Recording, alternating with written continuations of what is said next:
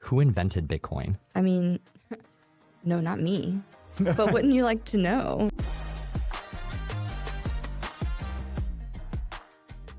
So Kathleen, you're moving. I'm moving. Yeah. It's been a crazy couple weeks. What? We found a house, we sold the house, and now we just wait to actually move. Nice. Well, congrats. Yeah, thanks. Please don't share my address like you shared my phone number. Yeah, we'll be sure to drop Kathleen's physical address in the chat, and you can send her gifts. Yeah. Or only for not. paid subscribers. Yeah, you could, or we could give your digital wallet and have people send you some Bitcoin. I have not set up my Bitcoin wallet because I cannot figure out what that means. But I do have a Venmo. We can post that. No, we're all Bitcoin. Joe, why don't you help us out? What is Bitcoin? You tell us, You're looking Joe. at me? Yeah. Okay. Great.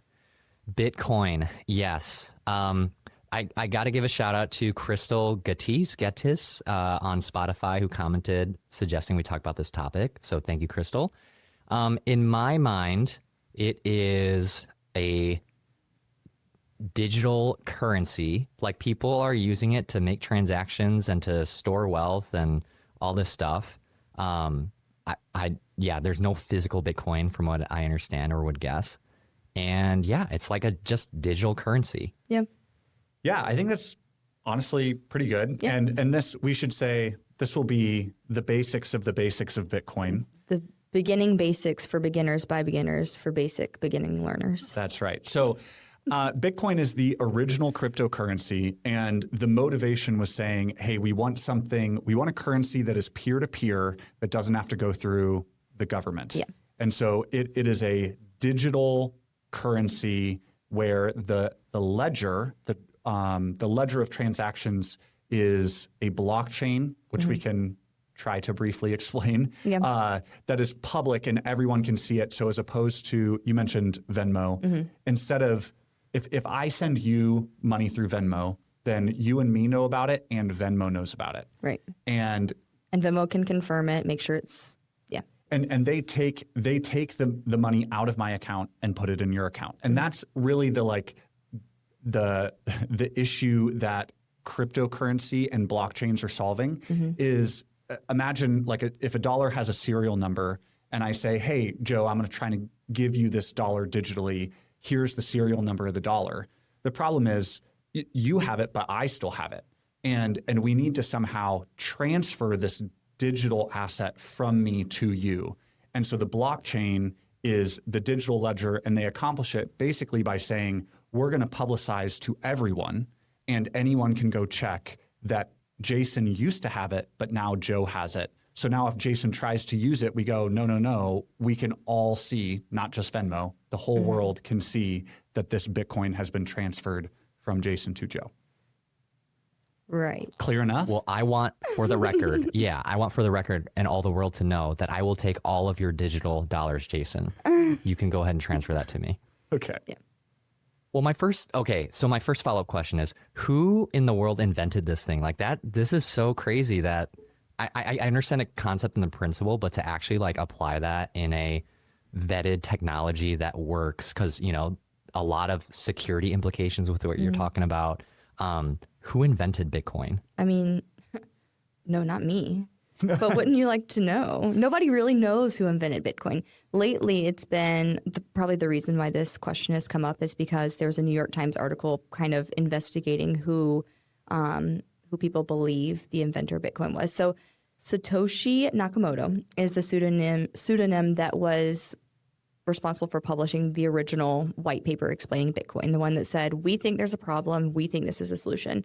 And it does say we. And so a lot of the questions were like, okay, is this a person? Is this a group of people? Like, who is responsible for Bitcoin? And we still don't really know, and we don't really know where the person's from, but there's been a lot of, that was 2008, and so it was 18 years ago.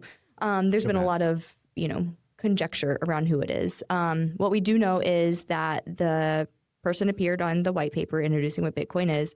They then released the first software in 2009.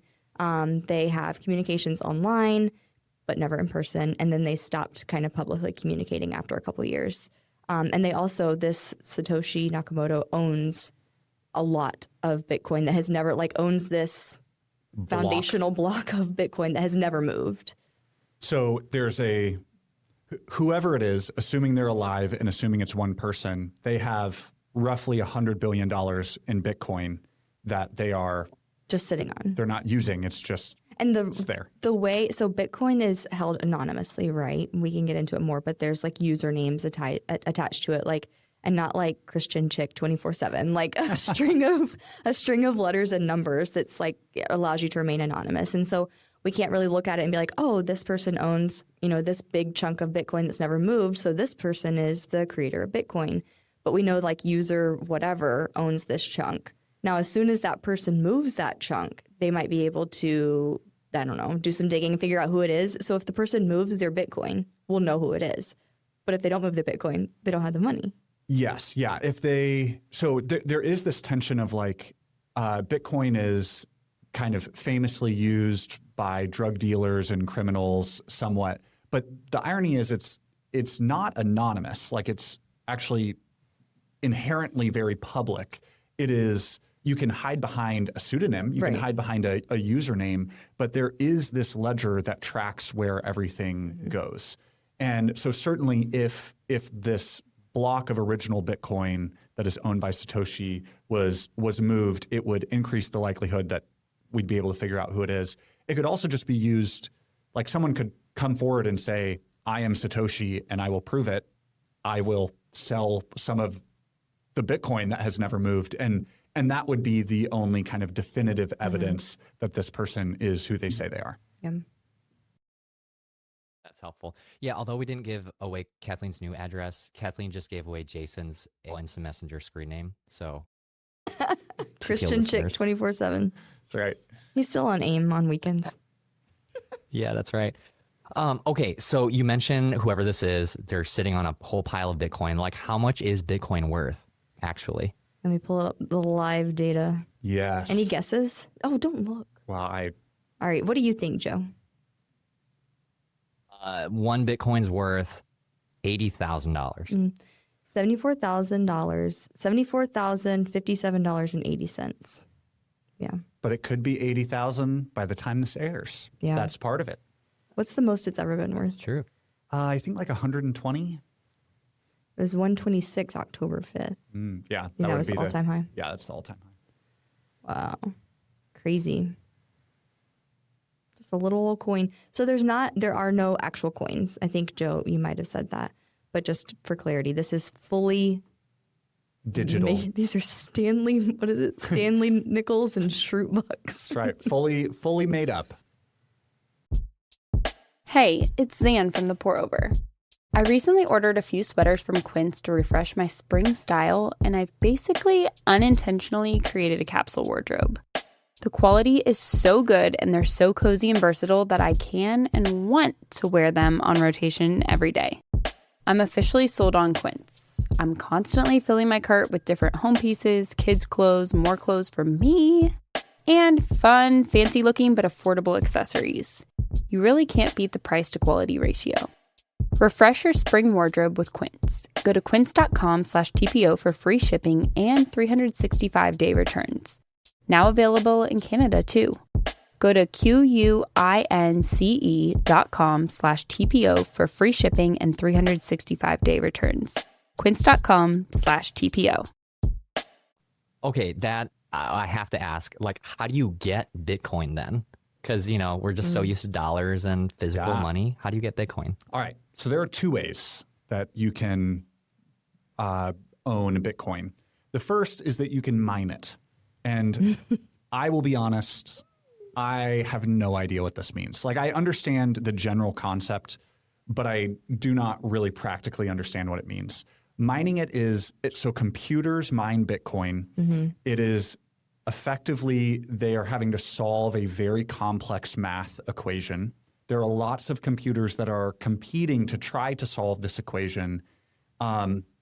And I believe the equation is built off of or based on the transactions that are happening. And so there's, these now massive computers. At the beginning, you could do it on your laptop. Now, because when you complete the equation, you are rewarded with 1 Bitcoin. You have mined 1 new Bitcoin. 3.125 Bitcoin per block is the reward. Yeah. And each one is worth $75,000. So there's now massive competition to be the one who successfully mines this coin. And so the only people who are practically able are, supercomputers with big data centers and stuff like that. So one, don't ask follow-up questions on what mining means, but that is one way you can get it, is you can get one of the new Bitcoin. But practically speaking, like I have the equivalent. I checked, bought it in 2001. What? How would you buy it in 2001?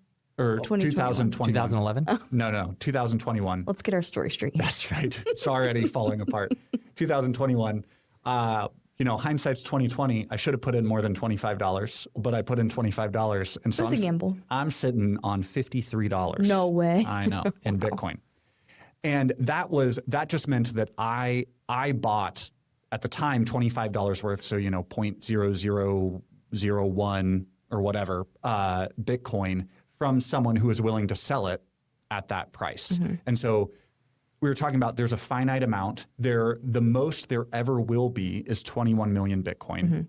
Which is arbitrary from everything I can find. There's a couple like hypotheses of where that number came from, but Satoshi made it up. Yeah. So the most there will ever be is 21 million. Right now there's like 20, I think. Yeah, I thought somewhere I saw 19 something, but that might have been out of date.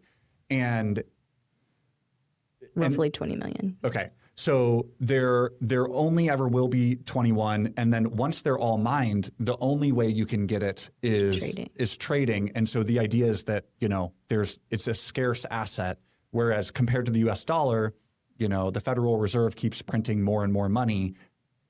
There's no one that is even capable of, like, the system is set up that there will be only 21 million. And so it is this inherently scarce asset that will, in theory, then only go up in value, assuming people want the scarce asset. Okay, so hear me out. Should we think of it more like stocks than money, but in a weird, like, gamified way of, okay, McDonald's stock, there's 90% out there, but 10%, you got to play Monopoly to find the other 10%. And if you get a Monopoly, then you're rewarded with another piece of stock. So it makes sense that you would think of it like a stock, because it's a currency, but people don't use it in the way that they use U.S. dollars, or at least not around here, and very rarely. So the benefits of currency are that it's a means of transaction, so you don't have to barter between two services or goods. You can transfer it into this currency that then holds its value, stores its value, and can be used and redeemed at a later date. Practically speaking, it is very hard to spend Bitcoin. Like, if you go into Walmart, you can't spend it in the same way that you can spend U.S. dollars. Now, El Salvador has made it one of their currencies, so it has to be accepted. And there are wallets and stuff that make it very easy for peer-to-peer transactions, but it is accepted less places than the U.S. dollar in terms of my life. Fun fact, where you can buy in Bitcoin that I went first time in 10 years? Home Depot. No. Steak and Shake. Really? Yes. So when you go in, like when you're selecting credit card or whatever, it's like Bitcoin. Yes. And you walk in, there's all these iPads, and you can buy the Bitcoin burger at Steak and Shake, and then you can pay with like cash or card or Bitcoin. And then I'll go on a minor rant. So you walk up to the iPad, you then pay in Bitcoin or whatever, go sit down, they call your food, you pick it up, you go back, you bust your own table, and they're asking for a tip. And it's like, yeah. Okay, so it looks like, Starbucks has accepted Bitcoin and Ethereum, which we won't, but anyway, a different cryptocurrency. Since 2021, but anywhere that does, so Walmart is in this list. Like, there are retailers where you can use your Bitcoin there, but you have to convert it at the time of purchase. So you can't just be like, here's my Bitcoin and scan like your Target app. Well, I don't know actually in practice how it would work. But anyway, you do have to convert it before you can spend it at the retailers. But now they are like set up to do that. So Got it. Interesting. You have to convert it into US dollars. You're Yes. saying? So what they're saying there is they don't, because Bitcoin is very volatile. It's worth 74,000 today. It could reasonably be worth 70,000 tomorrow or 80,000 tomorrow. And Walmart is saying, we're not going to hold it. We're not in the business of guessing whether or not it's going to go up or down. So you can pay with Bitcoin, but we've set it up to where we know it is worth 74 now. We're changing it into US dollar and then accepting the US dollar. But we've made that transaction seamless. Yeah. Okay. All right. Why is this in the news right now? Like, why are we talking about this? Because it's been around for a while. What's going on? Adam Black. Is it Adam Black? Is that who they're saying is Yeah. Satoshi? Yeah. So the New York Times, a New York Times journalist did an investigation trying to figure out who Satoshi is, and then published this long article saying it's this guy named Adam Black. And I read the article. It was really fascinating. It may or may not be this guy, but I didn't realize that like it's like one of 30 people that it might be. And part of what I found fascinating was this journalist was like, I was pretty sure it was this guy. He had all his reasons. And he's like, so I met up with him and I just see this guy walking across the street. And it's like, I think that guy who just looks totally normal and random is at the time would have been like the third richest person on the planet. You know, it's like, I think he's worth like $115 billion just walking across the street there. It's Adam Back. Back? Adam Back. Okay. I think the other one's a rock movie. Oh, yeah. Okay. Yes, it's not The Rock. But I mean, it is interesting because like looking up Adam Back, CEO of Blockstream, so a crypto invented company. Hashcash, which is used in Bitcoin mining. Like he's very integrated, so I could see where he'd be on a short list. Could be him. I think we said earlier. This guy Adam Back denies it, and there's kind of nothing we can do. You know, if he wanted to prove it, he could trade one of those coins. You know, but if he says it's not him, I think this is the end of the road for the investigation. You know, it's just he's denying it. And so, like, my question was, so Adam. Let's say it was Adam. I'm not saying it was or it wasn't, but let's say it was Adam. He just one day was like, you know what? I'm tired of. He just was like, woke up and chose anarchy one day. He was like, I want to be able to send money to somebody and not have anybody else care about it except for the people I want to send money to. And I'm going to start from scratch and I'm going to make a system for this. And if enough people believe in my system, then it'll work. And he became a billionaire from that. Like, it didn't start with anything, right? It's correct. I mean, he didn't just wake up one day. If it is Adam, part of what this investigation was saying is like he has decades of the right ideological beliefs and kind of, you know, he created these other things. He was vocally speaking out about digital currency and the control that it gives governments over its citizens to be able to track transactions. And he was saying this isn't good. We need a currency that is not, you know, under the government. And so he had for decades, the desire to create this thing. And yeah, I mean, it's regardless of your thoughts on whether or not Bitcoin will go to the moon or go to zero, it is a truly remarkable invention. And the blockchain and this public ledger idea is being used, like that technology and idea is being used far beyond Bitcoin now and far beyond cryptocurrency, because there's just a lot of benefits of this kind of immutable public ledger and the value that provides. Yeah, I am going to try and briefly explain blockchain. I know you had said that. So it's a shared digital record of transactions stored across many computers instead of one. And it's transparent, like you said, which makes it hard to tamper with, because essentially, so all the transactions are grouped into blocks and linked together using cryptography. So it's all computer mumbo jumbo. And so once new transactions are added, it creates a permanent history that can't be easily changed. Because essentially, if you go and try and change something, by the time you get to the point where you started to change it, other things have been added to the end. So the idea is it's this like building chain that can't easily be changed because it's forever growing. So yeah, and all the computers connected to the network kind of check everything. In the same way that like, where does the internet live? You know, like it is another episode. The entire network and connection of all like of all the computers. And so Yeah. That's very poetic, honestly. It's like he took this idea of like crowdsourcing and democratizing this currency and transactions, and poetic in a sense. Yeah, it's poetic that he either has his anonymity or billions of dollars. That's right. What a fascinating dilemma this man is in. He wants to remain anonymous and not touch the currency. And part of it is, we were talking about this over lunch, the fact that he has not, whoever it is or they have not sold any of the money is, especially early on, what made Bitcoin specifically legitimate is that like it feels a little bit like a scam. You know, oh, we've created our new currency. Fake money. I promise it works. And since then, there have been lots of cryptocurrencies that are like, you know, pump and dump schemes where it's like, hey, we have this new cryptocurrency, it's going to be good. And the founder, you know, keeps 10%. The price goes really high and then the founder sells out. And then it's like, oh, this was just all a scam.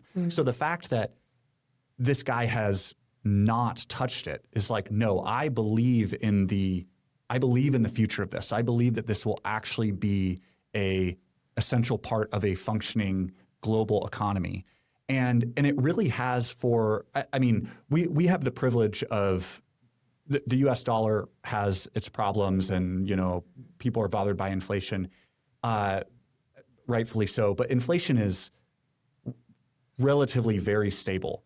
And in countries where there's hyperinflation and you do not know what the money you have will be worth tomorrow, a lot of these citizens have adopted Bitcoin and are transacting in Bitcoin because even the swings in Bitcoin are much more stable than what they have. And it does provide, you know, economic freedom. Imagine having a currency, like you're saving money and then you're just told, oh, that money's not worth anything. And then being given a currency that's, you know, less like that, at least. So there is great use and economic value that has already been created through it in spite of its, you know, obvious flaws and volatility. All right. This has been so interesting and fascinating. I do want to see if you guys have any fun facts because I'm guessing this topic would have some. Do you have any? I have one. My only fun thing that I saw is, so if you're like actually going to get into Bitcoin, you have to like set up your Bitcoin wallet, and most of them you have to have this seed phrase, they call it. It's like 12 to 24 words, like acting as like a master password so you can recover, so you can like get into your wallet, whatever. So there are stories of like people losing their phrase and they just can't access their Bitcoin and then they've just lost lots and lots of money. And to me, I'm like, oh my gosh. Yeah, I saw something. So there's only 21 million that will ever exist. And I've heard that it's estimated that like 4 are just gone. 4 million are just gone because of lost passwords. So lost passwords. And somebody is like keeping it externally lost. If you lose like your flash drive. Yep. It's crazy. Yeah. So my fun fact, and I'm sure a lot of people have heard this. Do you know the first Bitcoin transaction? Pizza. Yes. So in 2010, this guy spent 10,000 Bitcoin on 2 Papa John's pizzas. So now, on the one hand, Bitcoin was worth nothing. Like he sort of just got 2 free pizzas, you know? It had never been used. But on the other hand, had he held that 10,000 Bitcoin to today, it would be worth $740 million. And we don't know the true identity of Satoshi. Do we know the true identity of that person who spent 10,000 Bitcoin? Yeah, I've seen interviews with him, you know, and he has a great attitude about it of like, hey, like it was like a joke on Reddit. Like Bitcoin was this silly digital currency that wasn't meant to like actually be of economic value. It was Laszlo, like you would just give Bitcoin, like if you on Reddit, you'd be like, oh, I like your comment. Here's some Bitcoin because it's symbolic. It's coming up. No, you're right. This does say Papa John's. So it was about $41 that he spent. But now it would be over $900 million, making it the most expensive pizza purchase in history. It's celebrated annually on May 22nd as Bitcoin Pizza Day. Nice. And one other thing. So the smallest unit of Bitcoin, do you know what it's called? Oh, I think I do. Is it a Satoshi? A Satoshi. So not nice. only did this guy create cryptocurrency, he was like, the smallest piece that you can buy, I'm going to call it a Satoshi. And so it's, I think, 1/100 of 100 millionth or something. I don't know. There's like 8 zeros. So if Bitcoin is worth $100,000, then one Satoshi would be worth 1/10 of a penny. Wow. But that's a bold move. Just be like, and we'll call the littlest part a Satoshi. Well, the other thing is that's real optimistic to act like Bitcoin was going to get big enough that You had to. something with 8 zeros would be even a relevant unit of measure. So way to go, Satoshi. It. Yeah, way to go. Nice. Yeah. All right. Christian perspectives. Oh, man. Trying to understand Bitcoin had me feeling very small. And I was just thinking eternal perspective. Like, there's volatility and there's, I don't know, there was just a lot going on. And so I was like, I'm going to learn about this and not let it stress me out because this is not going to matter in a few years. Now, I mean, maybe if I had a lot of Bitcoin, it would matter in different ways. But just eternal perspective for me, thinking about, just keeping my eyes fixed on other things. Same for me. There's something about cryptocurrency and Bitcoin in general and investing and all this that just feels like I don't understand it and that I'm missing out on something. And so zooming out and saying like, hey, I'm going to, it feels unstable to me. And so zooming out and being like, I'm going to stand on the rock and keep my eyes on the horizon above the waves.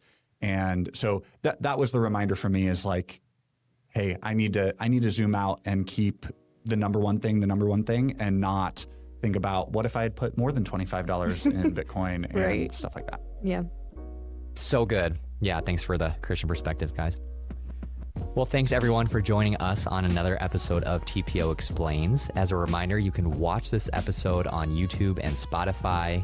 Make sure to like, comment, and subscribe. We'd love to hear your thoughts and feedback. Thanks for tuning in. Until next time.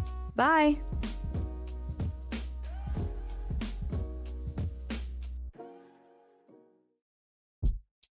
Your home holds the memory of all your firsts. Your first key in your own front door. Your baby's first steps. Your first Christmas as a family. Your home matters, so when looking to buy or sell, choose a real estate agent who gets it. Christian Real Estate Network agents view your move as a ministry opportunity. Your Christian realtor will bring knowledge and godly counsel, help you steward your resources wisely, and pray for God's leading and provision throughout the process.